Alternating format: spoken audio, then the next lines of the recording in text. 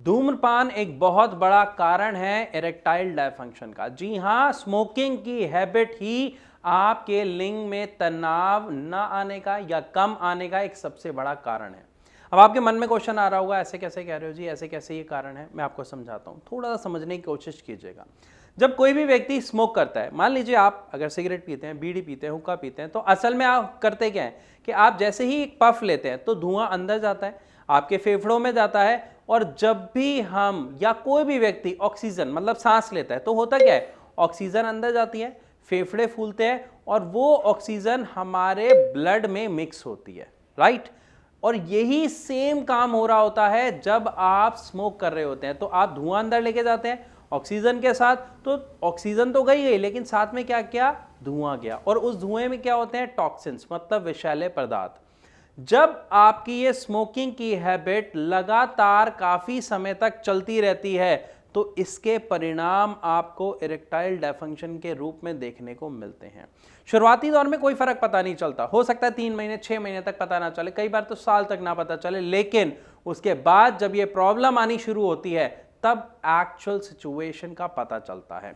अब जब वो धुआं, वो टॉक्सिन्स आपके फेफड़ों में गए और फेफड़ों से आपके ब्लड में मिले, और ब्लड में जब वो आर्टरीज के थ्रू पूरी बॉडी में चलता है, सर्कुलेट होता है ब्लड, तो क्या होता है, कहीं ना कहीं आपकी जो आर्टरीज है उसमें इन्फ्लामेशन होनी शुरू हो जाती है। क्यों होती है? क्योंकि हमारे जो शरीर का इम्यून सिस्टम है वो टॉक्सिन्स को रोकता है ब्लड में आने से, हमारे शरीर में आने से। और वो रोकता कैसे है? वो हमारी आर्टरीज में इन्फ्लामेशन क्रिएट करता है, म्यूकस क्रिएट करता है, जिसकी वजह से वो कोशिश करता है कि जो भी टॉक्सिन्स है वो वहीं के वहीं खत्म हो जाए या बाहर निकल जाए। लेकिन जब वो बाहर नहीं निकल पाते हैं या इस प्रोसेस के दौरान जब आपकी आर्टरीज का साइज छोटा होता जाता है तो उसकी वजह से क्या होता है, जो आपका ब्लड फ्लो है वो कुछ जगह पर ठीक नहीं रह पाता। और खासकर अगर हम बात करें कि किसी भी व्यक्ति के जो लिंग की जगह है या जो टेस्टीज की जगह है, अगर वहां पर आर्टरीज के थ्रू ब्लड का फ्लो ठीक नहीं है, अगर वहां पर इन्फ्लामेशन हो रही है, तो आप एक बात समझने की कोशिश कीजिए कि जब वहां पे ब्लड फ्लो नहीं जा रहा तो इसका मतलब है वहां पे ऑक्सीजन भी ठीक तरीके से नहीं जा रही, बाकी न्यूट्रिएंट्स भी ठीक तरीके से नहीं जा रहे।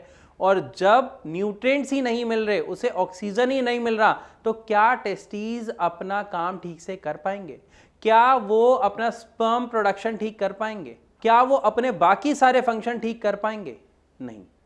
इसी वजह से इरेक्टाइल डिसफंक्शन देखने को मिलता है। जब भी लिंग में तनाव आता है तो असल में होता क्या है, हमारा जो ब्लड का फ्लो है वो बढ़ जाता है, लेकिन ऑलरेडी जब आर्टरीज में प्रॉब्लम आ गई है, वहां पे ब्लड फ्लो प्रॉपर हो ही नहीं पा रहा है, तो क्या वो तनाव आ पाएगा? जवाब आपके सामने खुद आ गया। इसी कारण से हर सिगरेट के डिब्बे पे लिखा होता है it is injurious to health. Even उस पे तो एक फोटो भी छपी होती है कि लोग डरे, कम से कम पिए, लेकिन हम उसे इग्नोर कर देते हैं। तो यहां पे मैं आपसे गुजारिश करूंगा कि आपको, मैं ये नहीं कहूंगा बिल्कुल छोड़ दो, लेकिन कोशिश करो एटलीस्ट कम से कम करने की। और अगर कम करते करते आप इसको छोड़ पाओ तो ये बहुत ही अच्छा है आपके लिए, साथ ही आपके आस पड़ोस में जो व्यक्ति रहते हैं उनके लिए, क्योंकि आप सिगरेट तो पीते हैं लेकिन साथ साथ धुआं वो भी इनहेल करते हैं। और अगर आप या आपका कोई दोस्त इस समस्या से पीड़ित है, जो फेस कर रहा है इरेक्टाइल डिसफंक्शन का, तो उसके लिए मैं आपको एक सिंपल सी चीज बताता हूं। आप एक छोटा सा काम करें, नीचे दिए गए इस नंबर पर कॉल करें। भारत होम्योपैथी के डॉक्टर्स की पूरी टीम है आपकी मदद करने के लिए।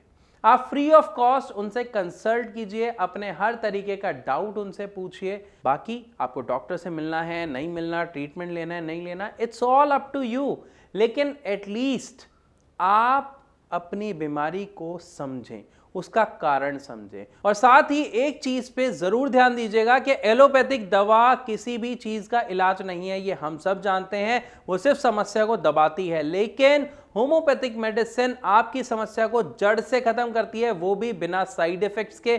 थोड़ी सी दवाई लेनी है, आसानी से मुंह में घुल जाती है, घुलते ही ब्लड के साथ मिलके अपना काम करना शुरू कर देती है। इसीलिए इसके जो रिजल्ट्स है वो बहुत ही अच्छे और पॉजिटिव हमें देखने को मिलते हैं। लेकिन फिर भी अगर आपके मन में कोई सवाल है तो आप हमसे कमेंट सेक्शन में लिख के या हमारी डॉक्टर्स की टीम से पूछ सकते हैं इस नंबर पे कॉल करके।